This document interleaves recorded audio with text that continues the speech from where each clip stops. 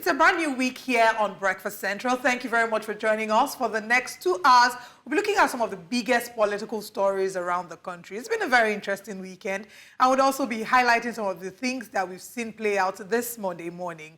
Good morning, and thank you for joining us. I am Olive Emodi, and this morning we're joined for the very first time on Breakfast Central, the one and the only Dakpo. It's good to have you here, Dakpo. Thank you. Good morning. I mean, it's exciting to be on this side of the chair. Most times, if I have the opportunity of being, part of the breakfast team, it's usually for the news. Yes. But this morning, I'm sitting in for Osa. So thank you for the opportunity. Thank you. Thank you for being gracious to join us here. For the next 2 hours, Dakpo and I will be championing the conversations this morning, but we're not going to be doing it alone. We also have Adebola Adeduba. She's bringing us breakfast headlines. Good morning, Adebola.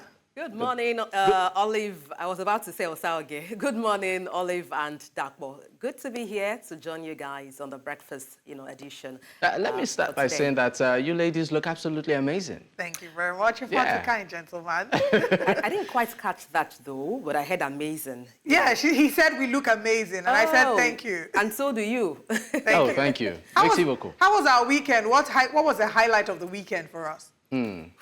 Olive, a lot. Let me start with outside the shores of Nigeria. I mean, Kenya, they held a memorial celebration for those who died in the course of the protest at Uhuru Park. And then people there are still calling for resignation of President William Ruto.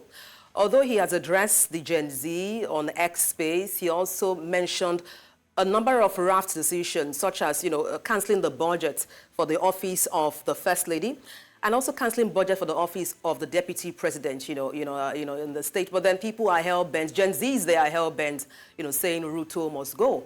Bringing it back home to Nigeria, regarding the ECOWAS meeting that was held, where the president was re-elected as a chairman, there were, a number of discussions regarding, 3 countries who left to form a confederation, that is Niger, Mali, and Burkina Faso.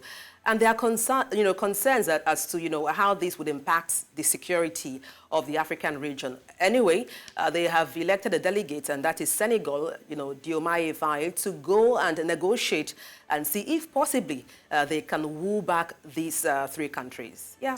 I mean, interesting times, you would say, across Africa, particularly with Nigeria's president being re-elected as the chairman of ECOWAS. And talking about the states that, of course, have coup leaders, the likes of Mali, Burkina Faso, and Niger, forming their own bloc called the Alliance of Sahel States. This is a big challenge, particularly for the sub-region. A lot of questions are being asked, but let me leave that to you, Debola. It really might look like a challenge. The question is, will they be willing to come back, sending Diomaye Faye to have conversations with ECOWAS? We don't know how that will turn out, if that's something they'll be looking to, to explore. ECOWAS wasn't particularly kind to Niger, especially with some of the very strict sanctions that were levied against them, especially right after the time that they decided, to pull out of ECOWAS. And beyond that, it's also a time to reflect on the 1-year tenure of President Bola Ahmed Tinubu and the impact that he has had as chairman of ECOWAS. And this is a conversation we'll be having much later. Can we say categorically that his leadership was an excellent leadership? And they have re-elected him. But if we look at all that has happened whilst President Bola Ahmed Tinubu was, during his first tenure, can we categorically say that it was an excellent time and that, the policies that were being implemented were in the favor of, the sub-region, and that he's done a very great job? And that's a question on the one hand. Okay. And just to respond to that, for some individuals and even experts, they'll tell you that during his administration, ECOWAS seemed to have had some sort of resurgence in terms of being vocal, being on the lips of many, being on the front pages of newspaper compared to previous administrations. But were you on the front pages of newspaper for the right reason? Well, it came in at a very peculiar time. But there are issues on ground. One of the issues is, as much as you're talking about, this state that, are sort of snowballing into coups and all of that, what are you doing as a bloc, as an organization, to ensure that your citizens are comfortable with your government?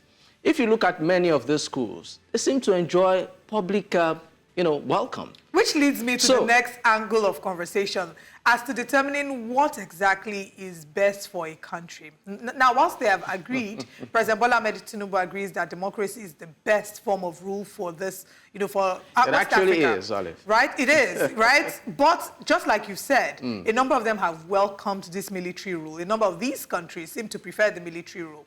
Now, the arguments that I have heard in different corners or in some quarters would be that if you say that democracy is the leadership or the governance of the people, for the people, and by the people, if the people have decided that they want some type of leadership that is totally different from what we have, and this leadership is from within them, shouldn't they be allowed to explore that? Isn't that what democracy is about? Okay. The people just deciding what kind of leadership that they want. If I may just come in there and just share my 2 cents.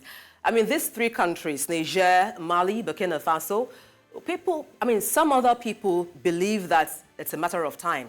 They will come back running to ECOWAS. They say so, I'm not saying so. Why? These 3 countries pulled together a population of 70 million. As ECOWAS, they pulled together a population of 400 million. So when it comes to free movement, they would be, they'll be disadvantaged. When it comes to, bodies or community, they would like to negotiate with a recognized democratic body. And then these 3 countries, when it comes to economic resources, are not so well to do. Yes, we understand they're trying to form, a new marriage, or they have formed a new marriage with Russia and also Iran. Their French ruler had pulled out, from Niger and all of that. But then, time will tell. Let's see how things pan out for them in terms of free movement, which they would not enjoy now, having pulled out of ECOWAS, and also in terms of economic power. Let's see how, things play out for them and see if indeed they will come running back to ECOWAS. Talking about democracy quickly, the question should be, I think, what type of democracy we practice, particularly in this part of the world. Look at what happened in Kenya, for instance. There are videos all over the place showing how, these young people, these young persons coordinated themselves. Unfortunately, some lost their lives in the process, but the president was forced to bend. There was even a viral video that said, this is Kenya, not Nigeria. It felt, it felt like a slap. And we saw a precedent. I've had the opportunity to talk with some of these young persons, on the program, and the eve before the president came online, she said one of their demands, she was actually, in the struggle. She said one of their demands is that the president should have a general meeting. I even gave them the word town hall. I said, you mean a town hall? She said, yes, but they wanted virtual. And then I asked her, how feasible is this? They said it has to be on their own terms.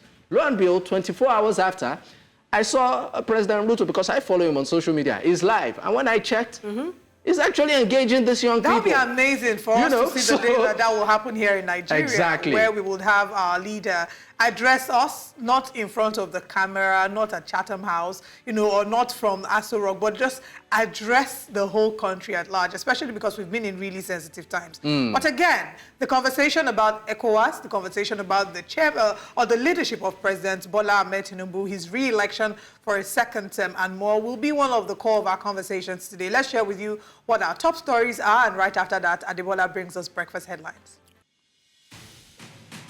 Nigeria's President Tinubu re-elected as ECOWAS chairman. I would say maybe congratulations are in order. What do you say? Of course, Atiku laments state of insecurity in Nigeria. Issues wake-up call. Well, it has been a big challenge for the longest time. Still looking at the ECOWAS, they have appointed Senegalese President Diomaye Faye to unite the regional bloc. And Samoa report is malicious and fake. Says the federal government. According to the federal government. And now the newspaper front pages, where we review the papers and you're a part of the conversation. All these and more on Breakfast Central. But now, Adebola brings you breakfast headlines.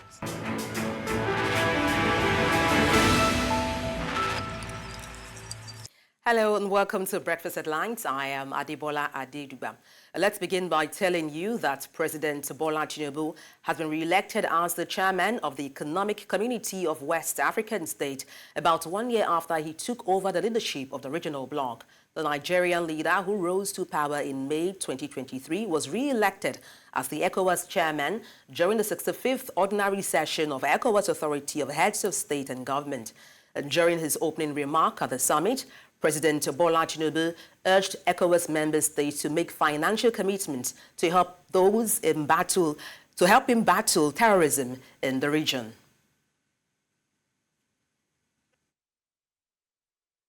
Governance deficit and marginalization have strained social contracts, engendering bitter rivalries and unhealthy competition. To complicate the situation, our region has become the arena of geostrategic and geopolitical rivalries and the theater of misinformation and disinformation that engenders mistrust among and within communities and undermine social cohesion. We must continue to identify and develop partnerships that promote investment in key sectors and promote regional trade. Furthermore, we must invest in our infrastructure and cultivate a conducive business environment to empower our communities to stimulate growth and build resilience against external shocks. Together, we can pave the way for a prosperous future for all ECOWAS sub-region. The Kaduna State Council of the Nigerian Union of Journalists has condemned the abduction of 2 of its members on Saturday night in Kaduna State. The condemnation was expressed in a joint statement released on Sunday in Kaduna by the Secretary Gambo Sanga and Chairman of the Council, Asmua Halilo. The Kaduna State Council of NUJ, however, enjoined all practicing journalists in the state to be vigilant in their daily activities while also praying for the safe return of the abducted colleagues and their family members. And now to judicial matters. The Federal High Court sitting in Lagos has ordered the former Minister of Humanitarian Affairs, Disaster Management and Social Development, Sadiya Umaru Farouk, to account for payments of 729 billion naira to 24.3 million poor Nigerians for 6 months. The court also ordered the former minister to provide the list and details of beneficiaries who received the payment, the number of states covered, and the payment per state. The Non-Academic Staff Union of Educational and Associated Institutions and Senior Staff Association of Nigerian Universities have directed their members across the country to mobilize for a nationwide protest. And this follows the recent breakdown of dialogue between the Ministers of Education and Labour and the Joint Action Committee of the 2 bodies. In a circular directed to all branch chairmen of the 2 unions and made available to the media in Abuja on Sunday, the union said the protests will commence on 9th July 2024 across the state chapters of the Federation and a national protest in Abuja on 18th of July. In East Africa, hundreds of Kenyans gathered on Sunday in the capital Nairobi for a memorial concert following deadly protests over the hiking tax that saw the country's leader scrap a controversial finance bill. The initially peaceful rallies, mostly led by Gen Z, spiraled into violence that left 39 people dead, according to rights groups. The president, William Ruto, rejected the bill containing the hikes and promised spending cuts. On Sunday, people streamed into Nairobi's capital, Uhuru Park, from around midday to listen to performers and commemorate those who had died. Egyptian President Abdel Fattah al-Sisi has met with key civilian Sudanese politicians at a conference in Cairo to discuss an end to the country's 15-month war. The conference was attended by foreign dignitaries and officials from Arab and European countries. Meanwhile, representatives from Sudan's army-aligned government refused to meet face-to-face with key civilian politicians at the conference in Cairo to discuss an end to the country's 15-month war. And that's all on Breakfast Headlines. It's back to Dakpo and Olive. Well, Debola, interesting stories there. But I think the one that sort of stood out like a sore thumb is the kidnap of the journalist in Kaduna State. 2 of them, and not just these individuals alone, but their family members, their spouses and kids. Really tragic. Yesterday, I had the opportunity to speak with the president of the NUJ, talking about the National Union of Journalists, Nigeria Union of Journalists. And I mean, he talked about it extensively, even though he didn't want to sort of give details. But the big question is, what exactly could be the motive of these kidnappers? Going into that story, it showed, assailants that were pretty much intentional. I mean, one report even added that one of them mentioned the name of the, abducted individual. And that just brings to the fore, the risk in this, in the line of work. It's really, really sad that, freedom of information, freedom of the press, in this age and time is still something we are deliberating and discussing about. It's really sad. I mean, indeed, Dapo, it's quite sad. I mean, we've seen a rise in kidnappings recently. If you recall also, last month we had a case of insecurity report where former retired military, general, where he was his house was raided and then he was murdered. We also had a kidnap, incident also in Kano, or one of the northern states, where a reverend father was kidnapped. I just feel, I mean, it's high time. We need to wake up to our responsibilities. Our security officers, they need to wake up and then, buckle up and help us end this menace when it comes to kidnapping in Nigeria. I mean, we're running out of names and numbers and data of all the people who have been kidnapped. Very recently as well, in addition to all the ones that you've mentioned, is the kidnap of the family of the Gimbers. The hashtag Save the Gimbers has been trending on X. Musa Gimba's wife and 4 children were kidnapped. His first son, Victor Gimba, was killed to send across a message to the family that the kidnappers were very, very particular about their money and that they were not going to shift grounds. They were asking for 150 million naira. And so far, 3 children are still within the hands of they're still with the kidnappers, even though the wife has been released. So every day is one story or the other. The unfortunate thing about that is, I mean, in this case, Musa Gimba is a government worker. He's a government doctor who was on a work trip when his family was kidnapped in their home. So the question is, what really is home? I would think of home as a place where you would feel safe, you will feel secure, where you will go home and know that, all the problems of the outside world, you can leave it right at your doorstep. But these days, there's really no definition of home because you can be within the confines of your apartment and then the problem will come and meet you at home. Back in the day, they would tell you, oh, don't walk out at night, don't go out at night, don't go to places places you're not sure of. Every time you're going out, share your location with someone. But even in your home, it would seem that trouble can come and meet you. We can't also forget the case of Nabiha, who unfortunately was murdered, and her family was also kidnapped because the kidnappers were trying to send across a strong message. It is a challenge. Insecurity is a problem, and I don't know how far we're going to fare with it, and how we're going to nip this in the bud. I think at this point, intelligence, even though some would also tell you that addressing the root cause has to do with poverty and lack, which is a factor too, but also not an excuse. Intelligence gathering. Just in Lagos too, around Kpakpa-Ajao axis, the police was able, I guess through intelligence and prompt response, was able to foil a kidnap attempt, and they actually did gun down some of them. So it brings to the fore that, number one, I think as individuals too, we need to play our part, be conscious, be security conscious, and please, as much as possible, this might not be anything, but I also think it's something. Try not to flaunt so much on social media.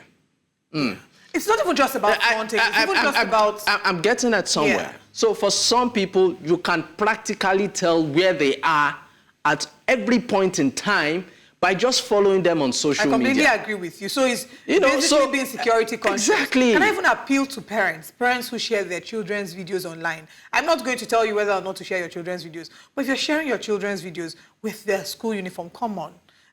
It's lacking of security consciousness. I can see your child's school uniform. I can maybe figure out what school they attend. I can see their badge. I can tell your net worth automatically from the school. As much as we can. Come on. These are little areas that I feel that, security is not guaranteed anyway, 100%. These people are in their homes and they came to meet them. But I feel that as individuals too, there's a part you can play to at least try your best. And just to mention that we're not moving the bulk of the blame to the individuals. Exactly. No. We're saying that we need to protect ourselves because in this case, the government in some cases have failed to provide security for us. So when you have to be your own, you have to provide your own security. Do whatever you must to ensure that you protect yourself and protect your loved ones. Do not share location in real time. But we are calling on law enforcement agencies to please step up, to applaud them for the work they've done so far. But there's a lot of work that needs to be done to ensure that we restore security to this region. Thank you so much, Adebola, for joining us. We'll see you around. It's good to be here. All right. We'll go on a break, and when we come back, we'll delve into our top stories this morning. Stay with us. The ECOWAS Authority Heads of State and Government has appointed the President of Senegal, Basirou Diomaye Faye, as facilitator in the negotiations to bring Niger, Mali, and Burkina Faso back to the regional bloc. Faye was elected at the just concluded ordinary session of the authority, where member states were tasked to raise about $2.6 billion for the activation of ECOWAS standby force. Amadine brings us more in this report.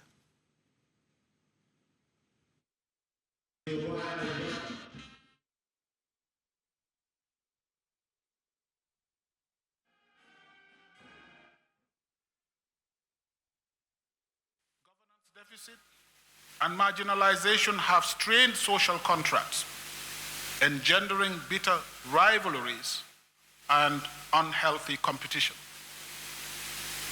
To complicate the situation, our region has become the arena of geostrategic and geopolitical rivalries and the theater of misinformation and disinformation that engenders mistrust among and within communities and undermine social cohesion. We must continue to identify and develop partnerships that promote investment in key sectors and promote regional trade. Furthermore, we must invest in our infrastructure and cultivate a conducive business environment to empower our communities to stimulate growth and build resilience against external shocks. Together, we can pave the way for a prosperous future for all ECOWAS sub-region.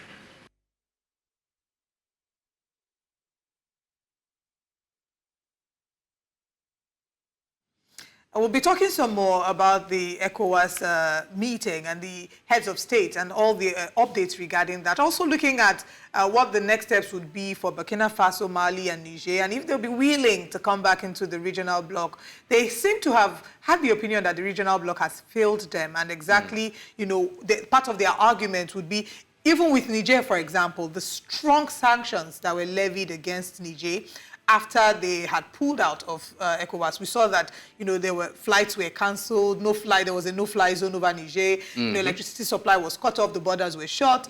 The sanctions were so strong that many people had expected that, you know, the Niger will decide to come back to ECOWAS, but it didn't end up getting the response that ECOWAS hoped that it would, which then begs the question, what really is the impact of ECOWAS's sanctions? Does it carry the strength that it automatically should, or it typically should?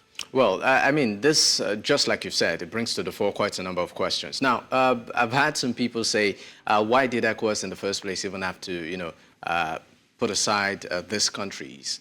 But again, some will tell you that ECOWAS, you know, embracing this coup-led, you know, nations would be some sort of systematic, you know, endorsement, saying that, you know what, irrespective of your style of government, you're welcome to join us. So for me, I feel that there is a lot that needs to be done, particularly addressing the root cause of many of these power grabs that we are seeing across board. Are leaders adhering to the tenets of democracy? Are they adhering to, you know, the components or the, you know, ingredients within the Constitution? Are they people-centric or just, you know, pursuing their personal interests? It's sad that in many of these nations, these power grabbers enjoy public support. It's you know, it's worrisome. And I think in itself, it's also, you know, pointed to the fact that African leaders really need to do more. I mean, we saw what just happened in the UK. The elections happened. Yes. It was so fluid. People went about their businesses and still went to vote. And when Sunak could see the body language, he congratulated stammer ahead, right? So it's really pointed to the fact that a lot needs to be done in Africa in terms of governance. I mean, we of course will be following up. We do have some more conversations to have this morning about ECOWAS, the moves it's made, the impact of the regional bloc on the, in West Africa and, its member states. But let's move on to other conversations.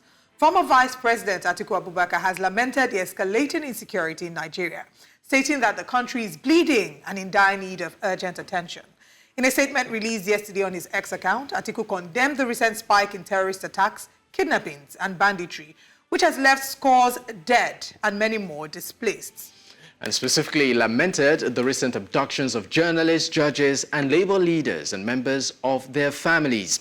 Atiku's comments comes as Nigeria faces one of the most challenging security crises in recent history, with many calling for increased action from the government to protect citizens and restore peace. Now joining us to discuss this is public affairs analyst Jide Ojo. Jide Ojo, thank you for joining us on, of course, the program this morning. Interesting times, once again. Yeah, it is. It is very interesting times. It leaves a sore taste in the mouth, and the more reason why people are scared living in Nigeria or coming to invest in Nigeria is because of exactly what you are talking about, insecurity. So many foreign investors want to come. They see the huge market potentials. But look at the Fuani brothers, the MD and the others who were kidnapped in Lagos, and only God knows how much they have to pay to secure their release. That is Lagos. Kaduna now has become hotbed. Yesterday, news broke that 2 journalists, the nation's correspondents and that of Blueprint, were not only just picked, but with their wives and their children, and that's worrisome. Former NLC president, from what I gathered, also, and so nowhere is actually safe. And Section 14, subsection 2B of the Constitution of Nigeria talks about security and welfare of citizens shall be the primary purpose of government. So if the government cannot protect its citizens, it has failed. And that's why, what Alhaji Atiku Abubakar said resonates very well with many Nigerians. This is very Can you say that we can avoid where we are, or we could have avoided where we are in terms of our insecurity challenges? Is there anything that could have been done different? Is it a function of the current administration? If maybe the current administration wasn't in office and any of the other parties or any of the other aspirants were in office, do you think that things would have been different in terms of our insecurity challenges? I don't think so. Interestingly, we saw this rising insecurity from about 2009, when Boko Haram, signature tune was made in Borno, Yobe, and Adamawa. 2009 to date, that was the era of what is his name? Former late President Muhammad, late President Musa Yar'Adua. That was when it started, the Boko Haram insurgency. Then it peaked during the period of Goodluck Jonathan. That was when you had the Chibok abduction in April 2014. And then under Buhari, that you thought was a former military general, former head of state, even his own state governor was crying that he could not secure his people. That's Katsina. So it's a accumulation. Anybody that says, Tinubu is not doing well, yeah, Tinubu may not be doing well, but it's an inherited problem that will not take that will take a concerted effort to solve. Unfortunately, the push factor that's making this to be appealing to those who engage in it is the economic downturn. Now, a lot of people are Is it really about the economy, or just greed and, on the part of some folks to make quick cash? It's a combination of both, It's a combination of greed. It's a combination. It's also, lack of, opportunities to be gainfully employed. There are so many narratives. There are those who went into banditry because they lost all they have to live. Some cattle rustlers took cattle of some people, and they felt the best way to avenge their losses to also start abducting people and making demands from them. And there are those who are in need for greed. In fact, there was a recent revelation. I don't know that whether you read it or whether you saw the footage. There was a recent revelation where the commissioner of police in Zamfara said a district head was caught supplying drugs to bandits. A former member of Zamfara State House of Assembly and another former member of, former chairman of local government were also caught. So the man is lamenting that it's a criminal enterprise. It's a shared criminal enterprise. So, and it's a business that people have seen that it yields more reward than even investment in oil and gas.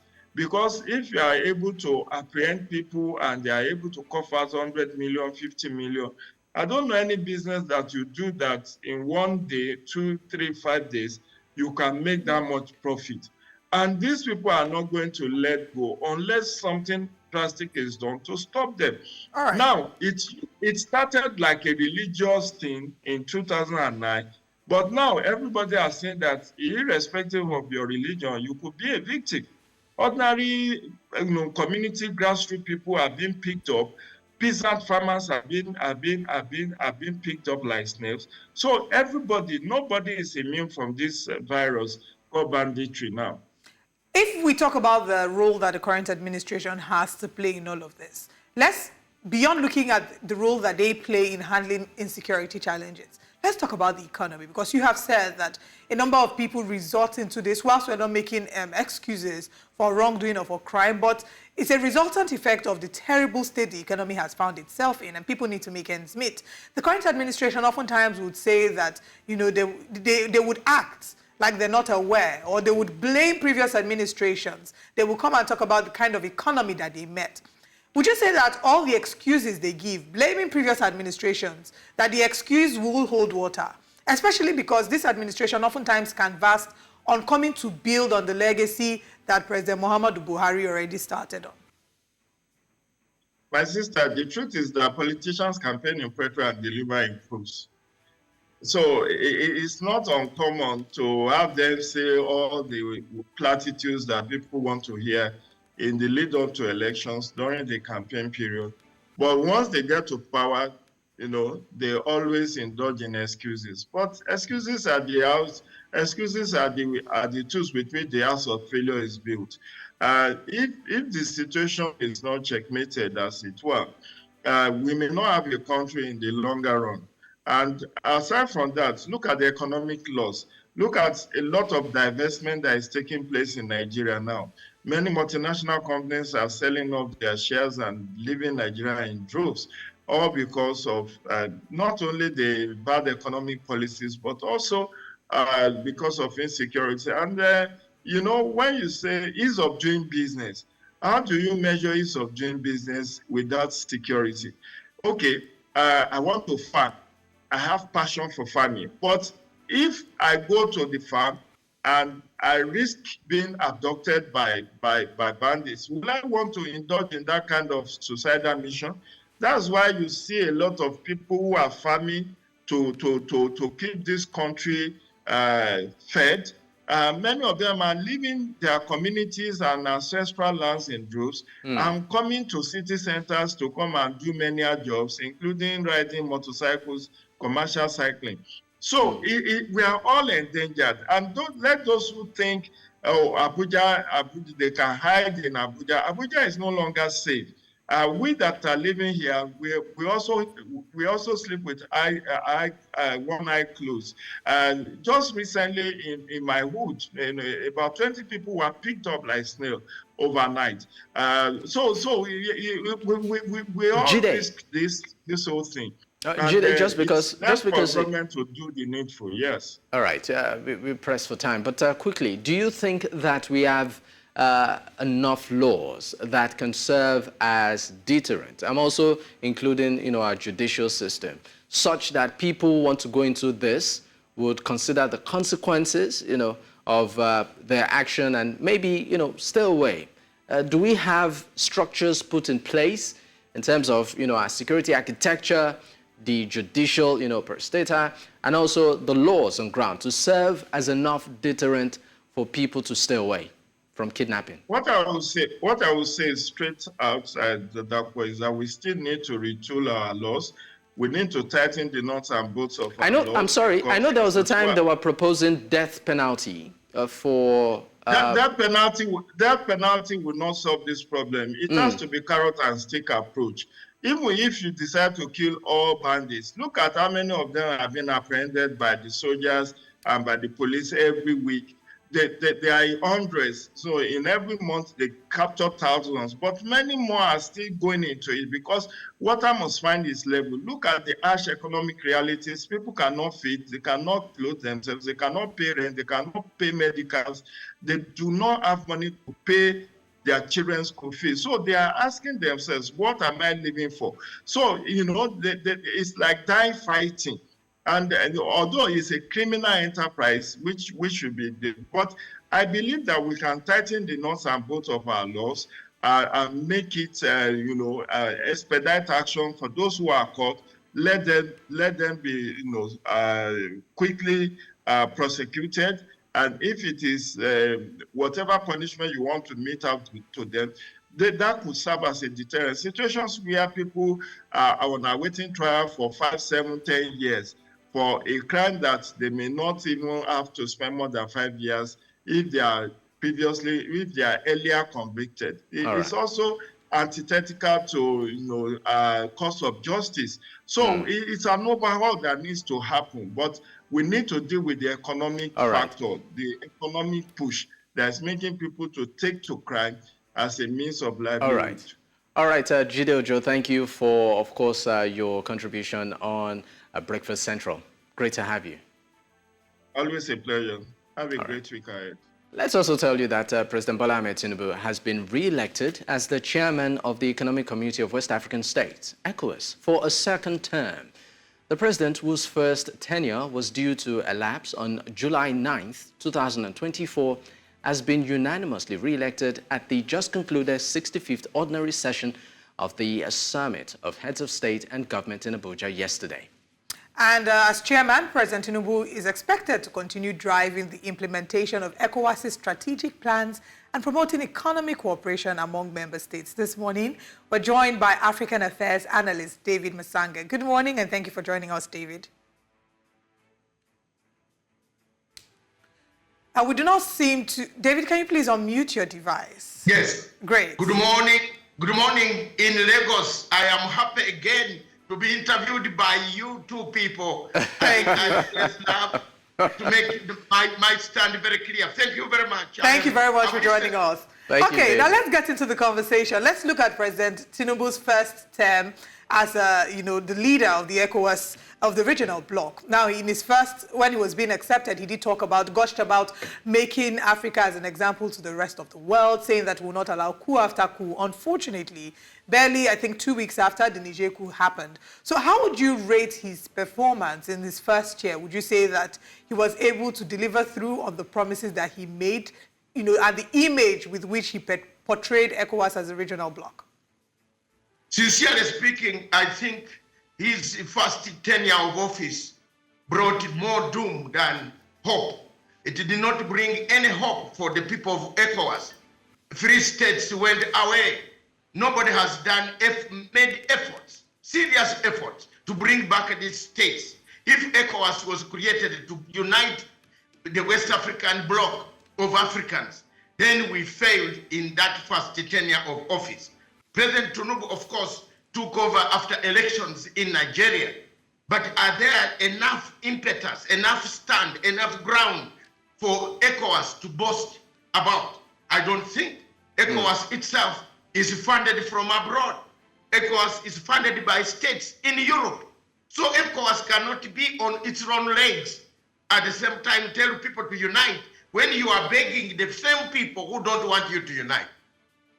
All right, David, you said the 3 states, exited the ECOWAS. I believe you're referring to Niger, Mali, and Burkina Faso. But also, my question is this. I mean, if ECOWAS didn't take a stance, particularly given the power grab that happened in these states, won't it be some sort of endorsement by the regional bloc?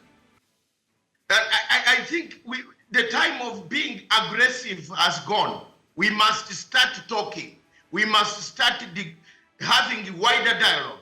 We must think again. Africa must reinvent itself, rebirth. We need a renaissance amongst ourselves so that more states don't run away from ECOWAS, don't run away from African Union. African Union has double standards. Why ECOWAS is behaving the way it has behaved? It all originates from African Union. It has double standards. It talks of suspending some people from the AU who have got military junta, but it did not suspend Chad. Chad military man was allowed to walk free. There was no suspension. Why do you suspend countries instead of engaging them? African Union must change the topic, the charter. ECOWAS must change the charter. We must talk to the younger generation in Burkina Faso, in Mali, in Niger, and tell them, please, we can engage and go back to a democratic dispensation. But if we want to use threatening language, which I saw being used by ECOWAS, at first, President Tinubu was telling people he's going to invade Niger. Who are you to invade Niger? Who are you? It's a sovereign state. Let's engage them to come back. And that's why these states, I've traveled in all those 3 states. I've seen the type of change. I've seen the type of hope that the military men have brought to their civilian population. I'm telling you, if you try to tackle them now, you can get the biggest war that can never be seen in West Africa at all. All right. Now, let's come back to the truth. ECOWAS, AU, SADC, East African Community, who funds them? They don't fund themselves. They go and beg from France, which is a destabilizing factor on our continent. The same man who says unite, unite, unite is the same man paying destabilization of Africa. So ECOWAS has no money of its own. Nigeria does not pump all the money in ECOWAS alone. It goes to France, it goes to European Union to seek funding. So we cannot stand on our own until Africa stands on its own, until we know that this ECOWAS was created for Africans, not for Europeans. I'm sorry, I have to be candid.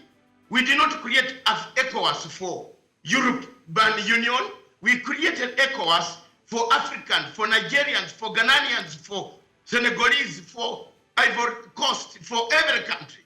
We did not create them for people in Europe. So we have made a mistake. We must revisit these charters. We must revisit AU charter. All right. We must revive the charters of this organization.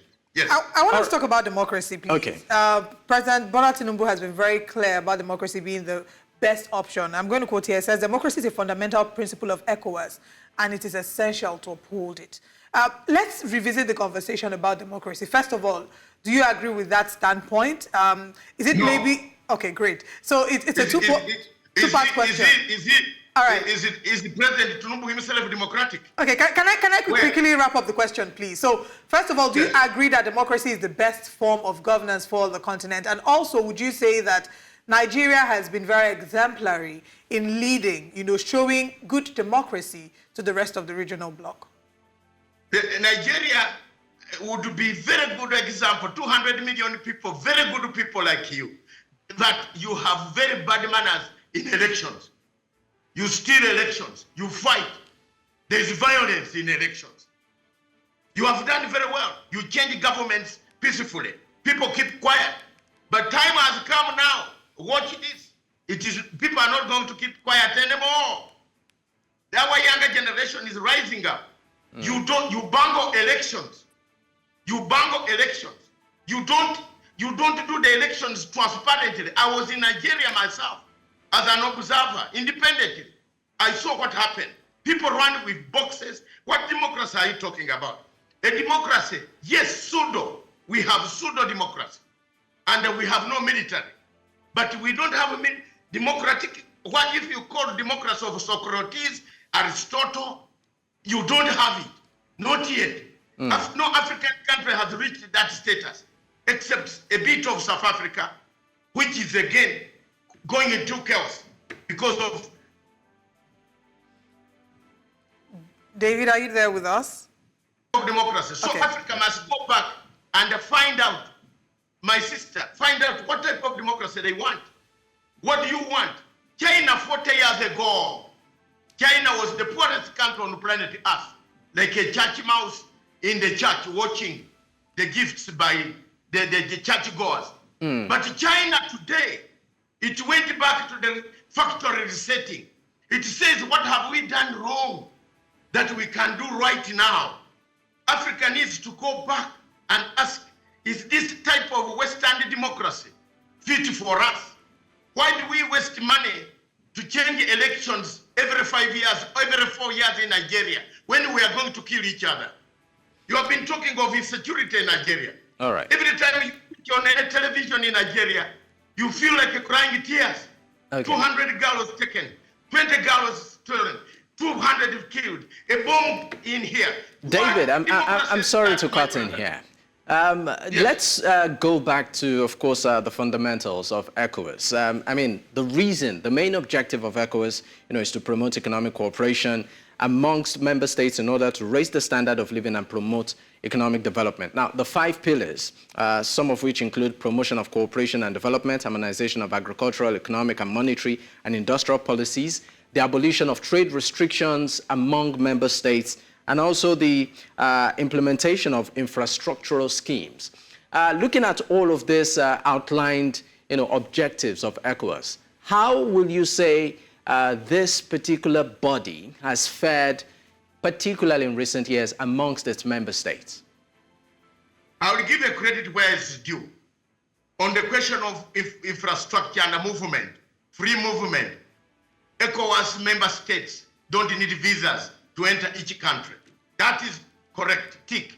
I don't teach students who always are negative. I also give positives. There, ECOWAS has succeeded in terms of bringing back, having a force that can go and topple another dictator who has brought chaos. ECOWAS, security-wise, ECOWAS did very well in Liberia, in Sierra Leone, in Senegal, not in Senegal, in Gambia. We saw that. That is very good. Political unity in ECOWAS seemed to be very good until we were captured by the French. I want to tell you the truth. We have been infiltrated by the French. And I don't fear telling Macron, it is good Macron is going away. Because we don't care. But we keep talking about, breaking off Western influence. I mean, yes. the likes of France, the United Kingdom, the United States. But then these 3 countries that are ruled by military junta are saying that they want to form fresh alliance with another side of the West, talking about Russia and, of course, Iran in the Middle East. So, I mean, isn't that just, being hypocritical and moving in cycles? Exactly. That's why in political science, you must go back to factory resetting. All Africans, we have a problem as Africans. We remove one person and bring the other one. The other states are saying they are going east. We are going back to the Cold War, which we saw that paralyzed Africa, which we saw that caused the first overthrow of the elected government in Africa of Kwame Nkrumah in 1965. Nkrumah went down because of the East and the West. The same problem is coming back in the ECOWAS, that the other 3 states have already gone. But because, why are they running away? It's because ECOWAS has not coherently put down its feet to accommodate the views of other people. There are people suffering in that region. Insecurity. Boko Haram, Al-Qaeda, ISIS has become the norm of that region. The people in the southeast of your country are being beaten day in, day out. In North, in Kaduna, in Maiduguri, in the Ivory Coast. You saw what happened between Babugo and Ouattara. It was influenced by the French. Let's talk the truth. Let the French get out of our Africa. We are fed up with colonial mentality that has destroyed Africa. And therefore, leave us as Africans. We go back to the factory setting. We say, where did we go wrong? And Tinubu should start looking in this term as a chairman of ECOWAS. Let him ask questions. Where have we gone wrong, Your Excellency Tinubu? I plead with you as an elder, fellow elder. You are older than me slightly, but I'm an elder in that bracket. We are going home. Our children are telling us, let's start going to the factory setting. Let's change things. Right. Nigeria should be giving us a good example of a democracy in Africa. Unfortunately, we have misery. Okay. What comes out is misery. Killings, abduction, kidnap, insecurity. You think Africans want, I feel so disgusted. When I'm on a plane, when a person is asking me, you are going where? I'm going to West Africa. I hope not to Lagos. I said, why? I'm going to Ghana. That's not really not a good person. Yeah, all right. That's a big David, I think my final... my sister and brother, let His Excellency Tinubu think of reorganizing Nigeria. If Nigeria collapses, Africa collapses. If Nigeria coughs wrongly, it gets a cough. The whole Africa will get a cough. You are the biggest population in Africa, but you are not organized. You are killing your own people. Thank you, David. Killing his own people. I think there's no better way to put it, David. Let him tell the army to stop killing people. The army should go for Boko Haram. All right. Thank you so much, David, for highlighting this. We're pressed for time, David. We need to wrap up, but as quickly as possible. Your thoughts on appointing Diomaye Faye to sort of bring back Burkina Faso, Mali, and Niger into the regional bloc. How do you see that playing out? And how do you think, as quickly as possible, that Africa can look within and stop looking for external? Would you say that we all have the resources, we have what it takes to be able to fix our challenges without resorting to external help? Let me tell you, that is a mission failed. The train has left the station. Burkina Faso, that young man I met him, that captain, the other one of Niger, I met him. They are not reversing. My sister tell the whole world, you see the problem with Africans, we pretend and waste money flying in the plane that you are going to persuade Niger to return. No, these guys told me they will not return. They are gone. They have translated their documents in English language, in French. They are gone. The train has left the station. Let's think of something else, that they return to civilian rule. Then we meet in AU. But if you are thinking of bringing these 3 states back to where Tinubu is, the chairman, you are wrong. You are wasting your money. Is it a function of who the chairman is? If it was someone else, you think that maybe they would have. But I mean, this is a conversation that we'll have some other time. No. Yeah. If it was, do you know what? Tinubu threatened them. Now they won't accept. You need an external mediator, a man like Dr. Matsanga from outside.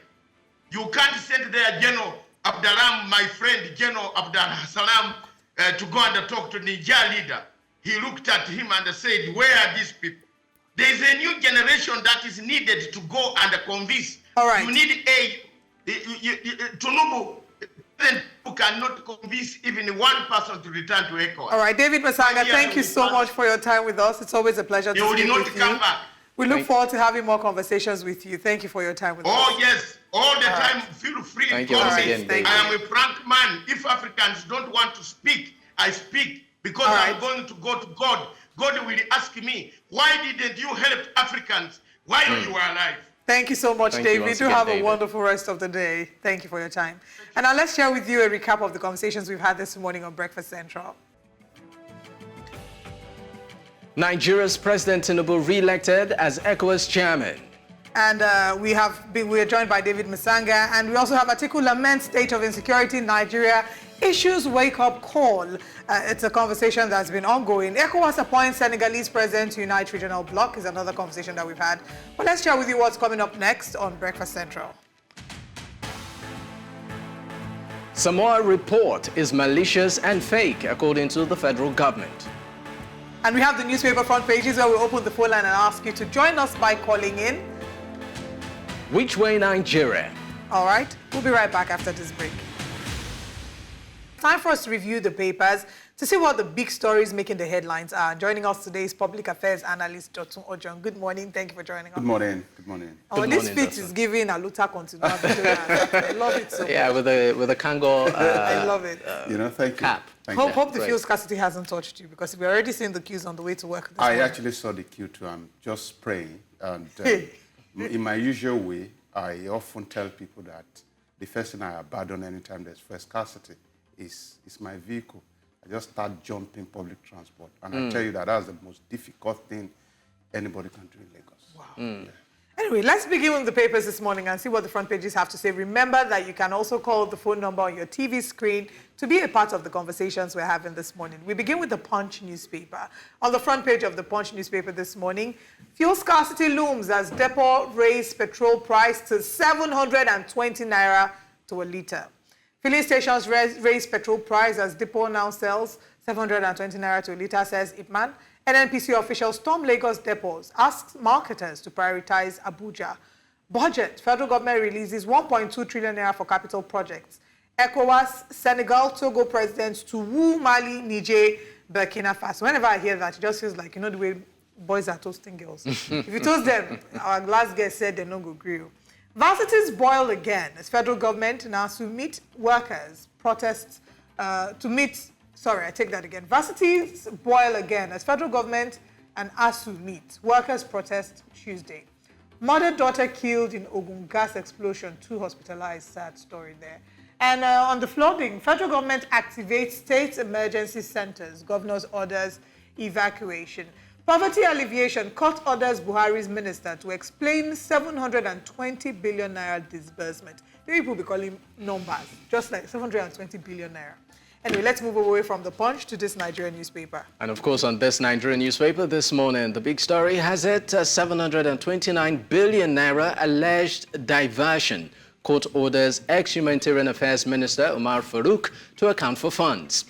Also, we have it, ATM POS customers express frustration over failed transaction. CBN urges affected account holders to direct complaints to Consumer Protection Department.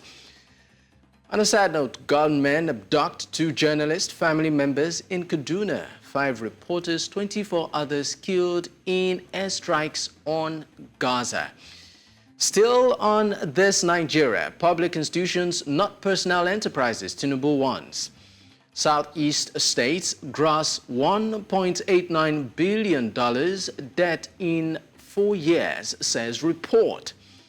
And we also have a tripping of power station unit cause grid collapse, according to the TCN. And that's on this Nigeria. Also, Daily Independent is next. On Daily Independent this morning, let's also tell you that the big story has it. Federal government leased 36 state-owned institutions qualified for student loans. This is one conversation that, of course, has been, on the front burner. And then, an interesting one, why tomato prices are on fire, according to farmers and stakeholders, as federal government should open border and subsidize fertilizers, according to the MBF and Northern News. Also on Daily Independent, NASU commence protest tomorrow ahead of national strike. And then we have court orders ex-minister to account for 729 billion naira poverty alleviation fund. And then we have aviation security expert disagree over empowering AVSEC to bear arms. That's on page 6. And then we have a Tinubu redacted re-elected, ECOWAS chairman seeks funding for standby force. Again, Atiku raises the alarm over escalating insecurity. And of course, this is just some of the stories on Daily Independent. Let's move to Vanguard newspaper right now. We are on the Vanguard this morning. The big story has it, brewing industry choking over high cost of raw materials. And then just above the masthead, we have why this nonsense must stop, according to Abiola. And then we also have insecurity. Tinubu tasks ECOWAS member states to finance commitments. And just above the masthead also, we have why CBN insists on another recapitalization, according to Cardoso. And then we have there, I think basically that's just a big one. Another big story says court orders ex-minister to account for 729 billion naira. Well, just a few of the stories on the Vanguard this morning. All right, now let's get into the conversations proper, and let's go back to the front page of the first paper, the Punch newspaper, and have the big conversation. Fuel scarcity looms. Mr. Dotun Ojon, talk to us about this dance that we're always playing with fuel scarcity. It just feels like 2 days on, 1 day off, 2 days on, 1 day off, when we seem to be getting some sense of normalcy. I mean, we then have fuel scarcity. Which way, really, in Nigeria? Okay, I think the best way to start this morning is to tell you that you do not expect one aspect of your economy to work while the other aspects are not working. And critical aspects of our economy, you talk about the petroleum sector. It's our biggest earning as it is today. And if your forex is half an issue, then it will be an over-ambition for you to expect that that sector will not have issue, more so that we've not been able to tackle the problem of importation and export of crude.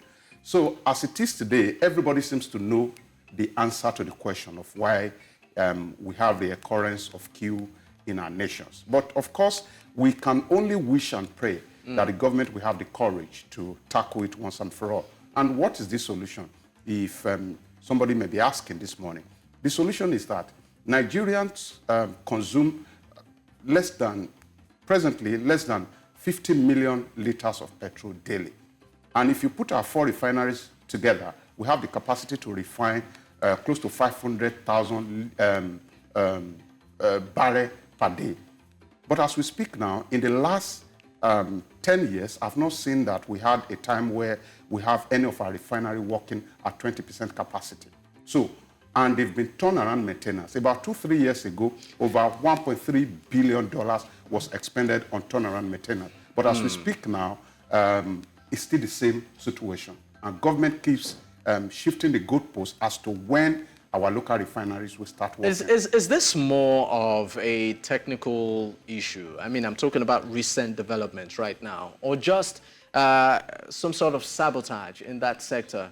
Maybe economic sabotage, because I mean, from what we understand, particularly on this one, it has it that private depot owners hiked, their depot price. That's from 630 to about 720. That headline will be very, very unfair, because it comes across as if they deliberately just did that. But if you dig deeper, you will understand the fact that it's a concept of what I bought. If I bought something at a certain amount of money, I'm not going to sell it less than that price. So the method in that sector is that NNPC, I think, is the major or the sole importer, as we speak now, of petroleum product. So NNPC said directly to major marketers. And major marketers don't have up to 50% capacity to actually feed the entire nation. So by extension, major marketers also sell to all of these small marketers that you see. There are petrol stations all around now, all around town. So major marketers, as we speak now, still sell about below 650 naira per liter. But some, I forgot their name. Some of the other small marketers, actually, we get their fuel, not directly from the NNPC. We get their fuel from the major marketers. But this is the situation.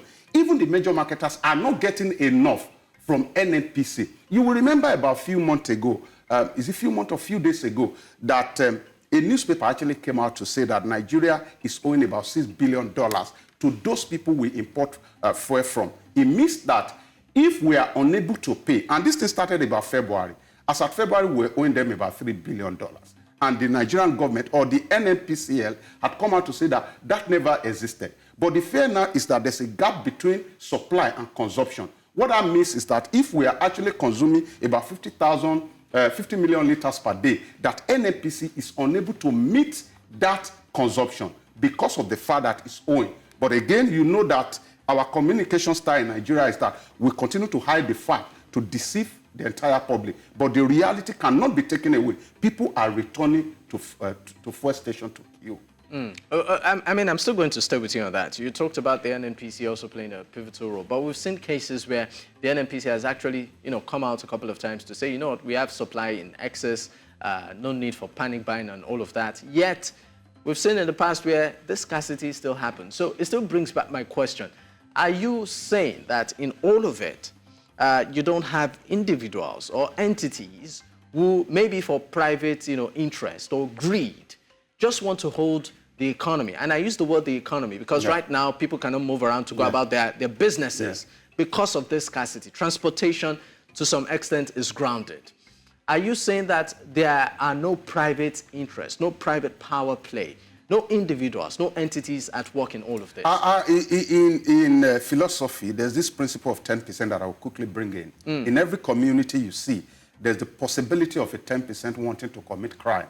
It is the duty of the government to rally the remaining 90% to fight against these people. As we speak now, we are back to square one. What do I mean by that? Is that people have begun to smuggle our fuel now. And it's a conversation that you have. It's like when you say, oh, we detected a ship in the waters of Nigeria. Ship is not toy that my kids use at home. And it's the same thing with tankers and trailers. So, and this is how they do it. The old practice is that when government was paying subsidy, they import into Nigeria. They collect money for subsidy. Because if you look at it, Nigeria, from across the West Africa zone, because we are producing oil, you see that our own is about the least in terms of how much we pay. So they will collect subsidy on it and still take it out of Nigeria to go and sell in Niger, in Cameroon, and some neighboring country. And I think we are back to that now. So people are smuggling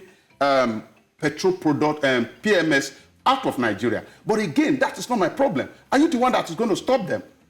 If custom cannot come out to say, oh, we can actually nip this in the bud, then NNPC will be answerable to the Nigerian people. Right. Because both the NNPC, I forgot the number of stake, the amount of stake that the Nigerian government has in NNPC. So both the NNPC and the Nigerian government will still be held responsible. All right, let's move on to another story. Let's look at ECOWAS. It's still on the front page of the Punch newspaper. Senegal, Togo presidents to woo Mali, Niger, Burkina Faso.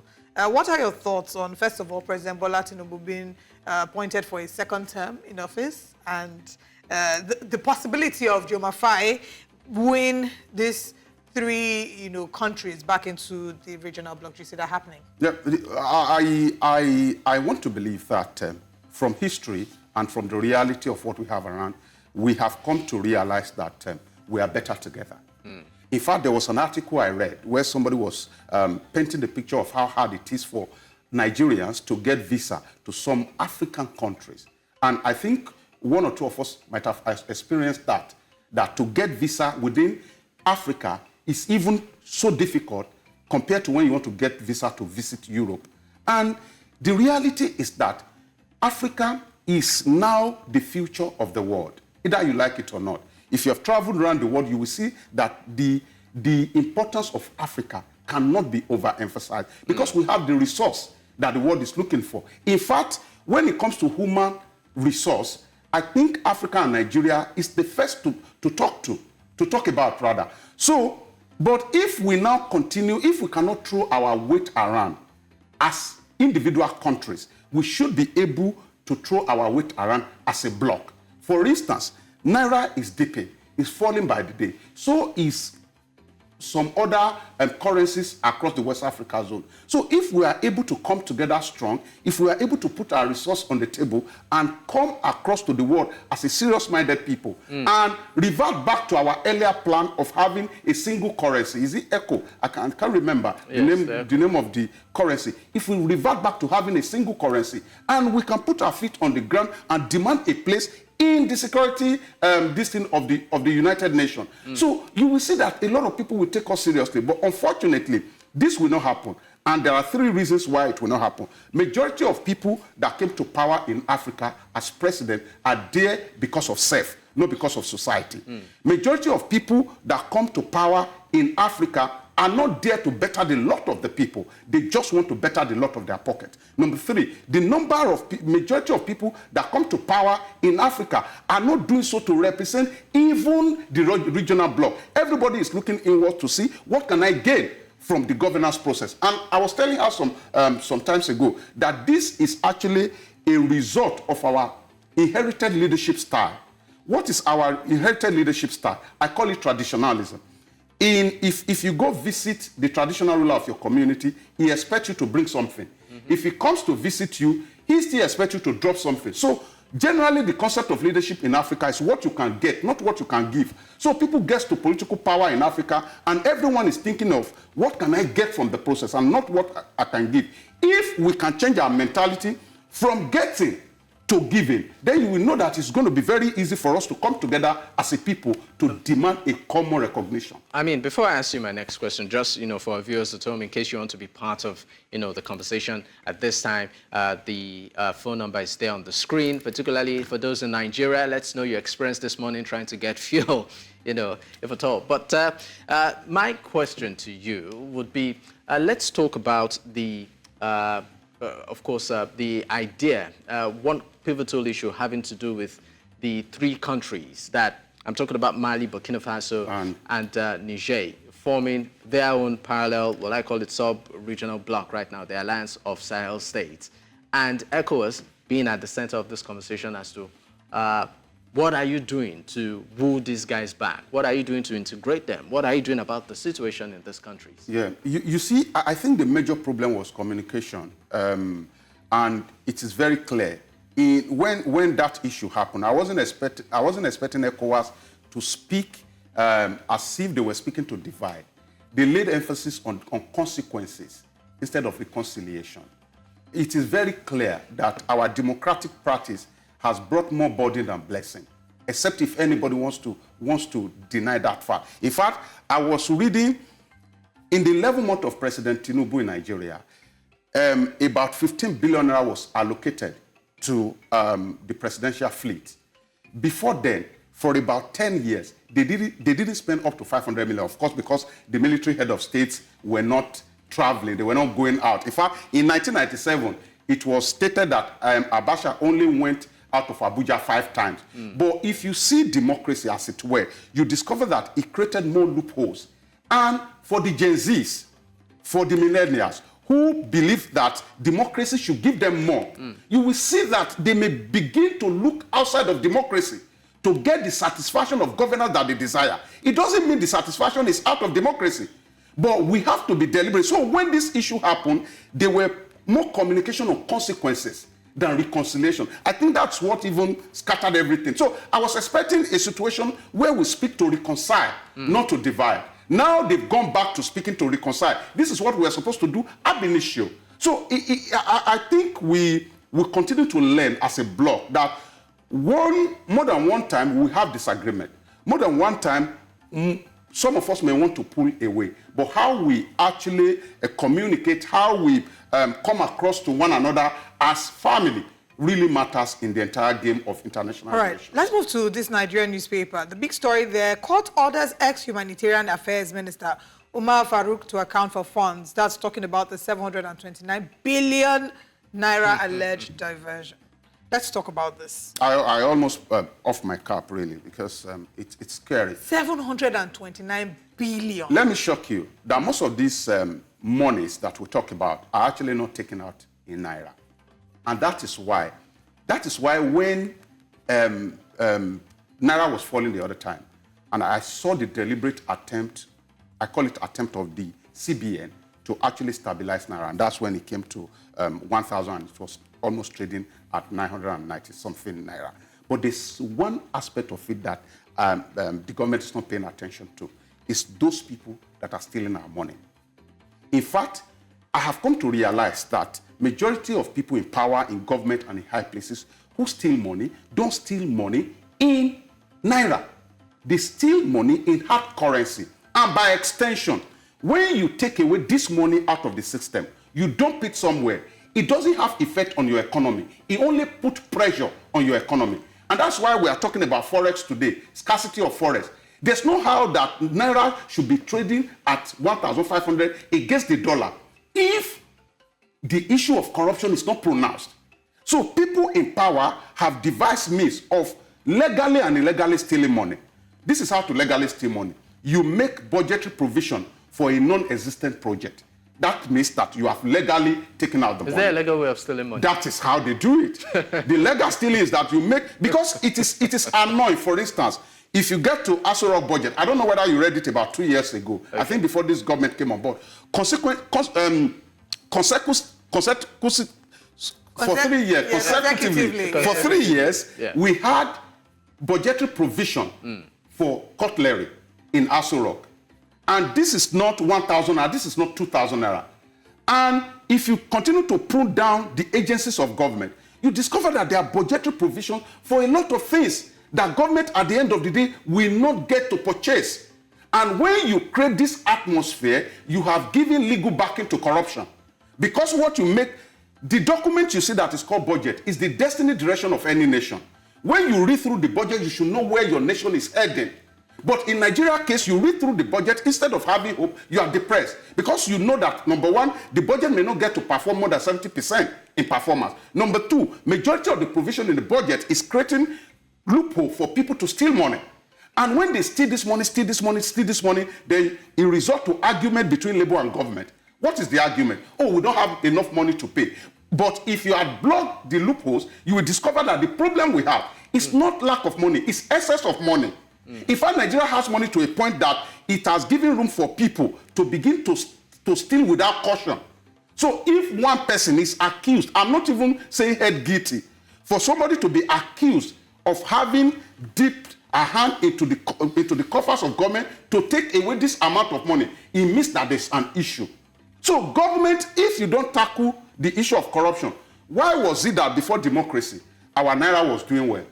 You are not supposed to compare democracy with military government. But why is it that during military government, our naira was more stable? In fact, for the period of Abacha, I think the naira was 22 naira for about 6 years. It didn't move an inch. Why? Because there was a controlled corruption. I'm not saying there was no corruption in military, but they were able to control it in a way that not everybody will come and dip his hand. If you get to Europe and the West, some might contest that. Of course, there's room for contestation. What democracy you mentioned, we are still getting the look from different corners of the world. What democracy has done is to give hope for the people that their nation will develop, and at the same time, open window for politicians to take money without caution. And I think we must continue to lay emphasis that the economy cannot grow. Everywhere in the world there's corruption. What government does is to ensure that you do not take it to the point where you rub it on people's faces. And that's exactly what has happened now. And that's why it is no longer logical for Labour to come to the table and discuss with the government, because they know that with the reality of what is coming into the nation, that everybody should have access to this word called prosperity. All right, Lam, let's move to another newspaper this morning. Let's move to This Nigeria, where, of course, a top story there still has it that gunmen abduct 2 journalist family members. Very tragic one in Kaduna. I mean, this story did break out sometime yesterday. Not just the journalists themselves, but their spouses and children. And this brings to the fore the issue of insecurity in the country. I think we are battling with a lot of things. And anytime, people may not take this very seriously, but I say it with all sense of responsibility. Anytime there's economic pressure, there's always an increase in the level of insecurity. It has been proven again and again that welfareism is a form of development, because when you cater to your people, there's this reasonable assumption that the level of insecurity in such community will also reduce. But what we've had now in the past 1 year is hardship of in a magnitude that has not been experienced by anybody. So it is becoming exceedingly difficult, if not practically impossible, for people to stay away from crime. And that is not to say that we are supporting those people who have taken to crime, but government must know that one other way to solve the problem of insecurity is beyond carrying gun. It's beyond even empowering your security men. It's also the fact that you need to tend to the people, care for them, provide for their basic needs, don't suffocate them, and allow the poor to breathe. Thank you so much, Dr. Ojo, for joining us. It's been always a pleasure to have you. We'll look forward to speaking with you again. We're going on a quick break, and when we come back, more conversations this morning on Breakfast Central. It wasn't so long ago that the labor unions, in a bid to send across their message to the federal government about their strike, shut down the national grid. Oh, people were angry. People were pouring out their venom on social media. The labor unions were criticized for being selfish, and the action was termed criminal and economic sabotage. How dare labor? Our lawmakers were so outraged that there was a consideration about passing a bill to criminalize the intentional collapse of the national grid. On X, there were tons of tweets from people who seemingly knew instances of hospitals and individuals on life support that were personally affected by the national grid shutdown. And I get it. Now, the most recent shutdown happened on the 6th of July. But we don't seem to see the same level of outrage like we did during the strike. Or aren't hospitals still dependent on electricity anymore? Look, I'm not here to hold brief for the NLC. I'm just here to ask if the light Nigerians can depend on is a light at the end of the tunnel. In 2024 alone, the national grid has collapsed 4 times. 4 times this year. February 4th, 2024, it collapsed at 4 p.m. and dropped to 0 megawatts in an hour, with all plants connected to the grid ceasing operations by 5 p.m. March 28, 2024, the grid collapsed at 4:30 p.m., causing a nationwide blackout. April 15, 2024, grid collapsed again at 2:42 a.m., causing a nationwide blackout, and the most recent being the one on the 6th of July. And the grid collapsed at 3 p.m. and persisted up until the evening. Now, the question is, what exactly is going on? Sometime in April, the electricity distribution companies classified electricity distribution into different bands, from band A to band E, with band A having the most frequent supply of power and also having to pay the most. And some other people complaining about not even having power, even though they're paying exorbitantly for it. On the 3rd of April, the federal government approved an increase in electricity tariff for customers under band A classification. Now, on the 1st of July, electricity customers in the band A category began to pay 209 naira 5 kobo instead of the 206 naira 80 kobo they previously paid. Nigerians are now having to ration their electricity consumption. Businesses are crying because they cannot afford the exorbitant cost of power. I've seen videos myself, videos of business owners crying on social media because they cannot afford these bills. You see this power problem that I've been talking about from a long time now, the government that will eventually solve it, they won't need to do a lot of campaign internally and externally. As to SMEs that constitute the backbone of our economy, they will thrive if we solve our power problems. Multinationals wouldn't have to leave as much as they do. Well, there's insecurity that these multinationals have to worry about, but that's a conversation for another day. But to make matters worse, fuel scarcity has become the norm as another round of fuel scarcity begins today. Living in Nigeria feels like being in some form of a toxic relationship where you constantly expect something to go wrong. When it rains, you expect the power to go off. When you've had power uninterrupted for a number of days, you expect the transformer to either blow up or the national grid to collapse. After 2 weeks of stability, you expect fuel scarcity. And as at today, it's 720 naira per litre that tops the fuel conversation. In all this, it is the Nigerian people that constantly have to tighten their seatbelt, whilst the leadership isn't seen to be doing same. We can't see what the leadership is exactly doing to cut down costs on their own end. They're busy talking about refurbishing apartments, presidential apartments, and funding pilgrimages, religious pilgrimages. Is that the core of our challenge here in Nigeria? Will the day ever come when Nigerians can actually look at our power problems as a thing of the past, when electricity will truly be vibes on a frequency?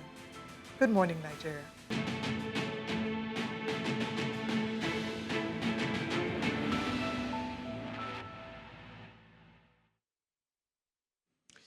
You're still watching Breakfast Central. Now, let's tell you that the Nigerian government has denied a newspaper report that the Samoa Partnership Agreement signed on June 28th recognizes the rights of LGBTQ individuals in the country. Additionally, the government has refuted claims that Nigeria will receive $150 billion as a result of the agreement. The Minister of Budget and Planning, Atiku Bagudu, and Information and National Orientation, Mohammed Idris, held a press conference to address the report, which sparked widespread controversy and tension in the country. We, however, did not envisage that Daily Trust and the people behind it could descend to the reckless level of attempting to set the country on fire by falsely accusing the government of signing a deal to promote LGBTQ. We found that despicable and wicked because the allegation is nowhere in the document signed on behalf of the federal government. The post-Cotonou agreement or the partnership agreement is a vital legal framework for cooperation between the OACPS and the European Union, with the aim of promoting sustainable development, fighting climate change and its effect, generating investment opportunities, and fostering collaboration among OACPS member states and the Now the big question is, what exactly is the Samoa Agreement about? Just like what you had the minister say there, it's actually focused on economic development, security, environment, migration, mobility, and climate change. Now, other areas of this agreement include development and mutually beneficial cooperation amongst those involved. Now, this agreement has about 48 African countries, as signatories, with 16 Caribbean and 15 Pacific countries. Now, around 2 billion persons are covered by the agreement. The agreement is actually to strengthen the capacity of the EU and the ACP countries to address global challenges collectively. I call it the crux of the issue has to do with when I was doing a bit of fact check, as reported by Daily, started on Thursday when a particular newspaper called Daily Trust reported concerns by sections of the Nigerian religious space and civil society community concerning clauses which, according to them, have been attributed to this particular agreement. And what does this clause entail? The rights of lesbians, gays, bisexuals, transgender. I mean, they have a collective, name, being called the LGBTQ, being respected or being, enshrined in this as one of the clauses within this agreement. Now, the newspaper report premised it on the opinion article by a Sonny Ekwewusi, that's a Lagos-based lawyer who amplified, this particular clause, and I think it went out of, spiraled out of proportion and spilled into other dailies and made it to the mainstream. Now, the question is this. For Nigerians, what exactly are the core issues? We know that in spite of all of this banter and talk, the government has come out to say, look, Nigeria or the government, particularly the government of this administration, will not, according to the Minister of Information, do anything inimical to the norm, the religious well-being, and also the, sensibilities of Nigerians. And it went further to say that it will not do anything inimical to the constitution of the land. And looking at the context of the agreement, which focuses on how to better the economic fortunes of the country, many experts will tell you that at this point in time, looking at the economic situation of the nation, Nigeria might just be in dire need, for collaborations and support, be it financially, be it in policy, to ensure that we get the economy on the right track. But again, some of the opinion to ask that, at what cost? What the government has come out to clarify that that clause as regards the LGBTQ has no stay in this agreement, and that the government, did not actually put that in its clause. But let's look at also the big picture on it. In the coming weeks, or maybe days, we'll see how this particular agreement does pan out for Nigerians. But let's see later today what we have for you on the station. Now, later today, you might just want to stick around. We have where we, of course, Basirou by 10 a.m. and also News Central Now will be happening by 12 p.m. later today. And of course, the show, the conversation, happening by 5 p.m. You might just want to stick around for all of that. It promises to be bumper packed. Well, this is where we drop the curtains this morning. Hope you had fun. In case you missed out, well, you haven't missed out entirely. You can actually catch up on our YouTube platform. That's at News Central. You can also follow us on socials. We're at News Central TV. You can follow me personally on socials too at Dakwadegbe. Have a beautiful day. Bye for now.